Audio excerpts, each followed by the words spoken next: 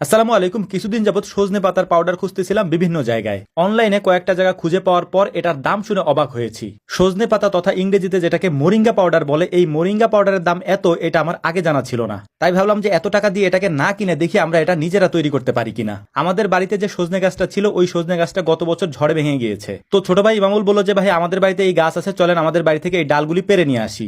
আমরা মূলত চাচ্ছিলাম এটাকে একেবারে ফ্রেশ ভাবে তৈরি করতে, যাতে এর মধ্যে কোনো ভেজাল না থাকে। এর পাশাপাশি আমরা আমাদের এখানকার পুরাতন যে গাছগুলি আছে সেই গাছ থেকে এটা পারার চেষ্টা করতেছিলাম। এটার কারণ হচ্ছে হাইব্রিড যে গাছগুলি আছে, ছোট ছোট গাছ, সেই গাছ থেকে আমরা সজনে পাতা সংগ্রহ করব না। তাছাড়া এমনিতেও আমাদের এদিকে হাইব্রিড জাতের ওই ছোট ছোট সজনে গাছ নেইও। তো যাই হোক, আলহামদুলিল্লাহ পর্যাপ্ত পরিমাণে পাতা দেখে ওই সব ছোট ছোট ডালগুলিকে আমরা ভেঙে নিয়ে এসেছি। এখন এই ডালগুলি থেকে পাতাগুলিকে আমরা আলাদা করে ফেলবো। এই সজনে পাতার পাউডার, অর্থাৎ ইংরেজিতে যেটাকে মোরিঙ্গা পাউডার বলে, এটার উপকারিতা অপরিসীম, যেটা আপনি জানলে অবাক হবেন। বিশেষ করে গ্যাস্ট্রিকের সমস্যা, কোষ্ঠকাঠিন্য এবং পেট এবং পাকস্থলীর যত সমস্যা আছে তার এক মহা ঔষধ এই মোরিঙ্গা পাউডার। এখন আমি যদি এর উপকারিতা সম্পর্কে আপনাদেরকে বলতে যাই তাহলে হয়তো আমার এই ভিডিও শেষ করতে পারবো না। ইউটিউবে এ সম্পর্কে অনেক ভিডিও রয়েছে, যে ভিডিওগুলি দেখলে আপনি জানতে পারবেন যে এর উপকারিতা আসলে কতটুকু। তো যাই হোক, আমরা আমাদের কাজ নিয়ে কথা বলি, কিভাবে এটাকে আমরা তৈরি করছি সেগুলি আপনাদেরকে দেখানোর চেষ্টা করতেছি এবং বলারও চেষ্টা করছি।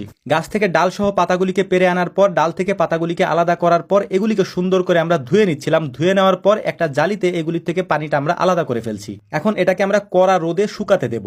1 থেকে 2 দিন ভালো রোদ পেলে এটা সুন্দর করে শুকিয়ে একেবারে মচমচা হয়ে যাবে। তো পাতাগুলিকে আমরা প্রচন্ড রোদের মধ্যে সুন্দর করে নেড়ে দিচ্ছিলাম, যাতে করে এই পাতাগুলি খুব দ্রুত শুকিয়ে যায়। প্রথম দিন যেহেতু আমরা রোদে শুকাতে দিয়েছি একেবারে দুপুরের পরে, তাই পরের দিন পর্যন্ত আমাদেরকে অপেক্ষা করতে হবে। পরের দিনও আধা বেলা পর্যন্ত এটাকে আমাদেরকে রোদে শুকাইতে হবে। তো পরদিন দুপুর পর্যন্ত শুকানোর পর এটা একেবারে শুকিয়ে মচমচা হয়ে গিয়েছে, হাতের মধ্যে একেবারে গুঁড়ো হয়ে যাচ্ছিল, যেটা আমাদের দরকার ছিল। তো রোদ্রে রেখেই যতটুকু গুঁড়ো করা যায় হাতের মধ্যে রেখে সেটা আমরা করে নিচ্ছিলাম। তারপর একটা বলের মধ্যে এটাকে আমরা উঠিয়ে নেব। উঠিয়ে নেওয়ার পর এটাকে নিয়ে যাব ব্লেন্ডারে একেবারে গুঁড়ো মিহি করতে। আমরা একেবারে সর্বোচ্চ পরিষ্কার পরিচ্ছন্ন করে এটাকে নেওয়ার চেষ্টা করতেছিলাম, কারণ এটাকে গুঁড়ো করার পর এটার থেকে ময়লা আলাদা করার জন্য আর কোনো সিস্টেম নেই। এ কারণেই আমরা প্রথম থেকেই এটার জন্য আলাদা সিস্টেম করে রেখেছি, যাতে ময়লা না যায়। এখন সুন্দর করে ব্লেন্ডারের ভিতরে দিয়ে এটাকে আমরা গুঁড়ো করে নেব, যাতে করে একেবারে মিহি হয়ে যায়। তো যাই হোক, আলহামদুলিল্লাহ একটা বিষয় আপনাদেরকে বলি, ওই এক বল ভর্তি সজনে পাতা আমরা নিয়ে এসেছিলাম, যেটাকে শুকাতে দিয়েছিলাম রোদ্রে ধুয়ে। এইটাকে শুকানোর পরে একেবারে অল্প হয়ে গেছে, যেটাকে গুঁড়ো করে আমরা নিয়ে এসেছি হাতে গুঁড়ো করে। এরপর এটা ব্লেন্ডার করার পরে 3 থেকে 400 গ্রামের মতো হতে পারে,